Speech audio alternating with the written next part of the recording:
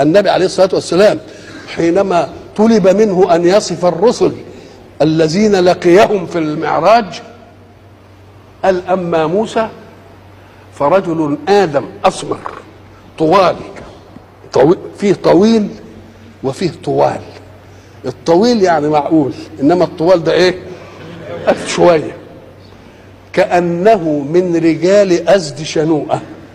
أزد شنوءة دي قبيلة مفهومة بإيه؟ بأنهم بالطول، هو وأسمر. وأما عيسى فرجل كثير خيلان الوجه، يعني وشه فيها، انت عارف الخال النقطه السوداء اللي بتيجي في الوش كده اللي بنسميها احنا ايه؟ حسن، مش كده؟ كثير خيلان الوجه، يعني في حسنات ايه؟ كتير. وجهه يتقطر علقا كانما يخرج من ديماس، كانه خارج من ايه؟ من حمام. اما ابراهيم فاشبه الناس به صاحبكم هذا.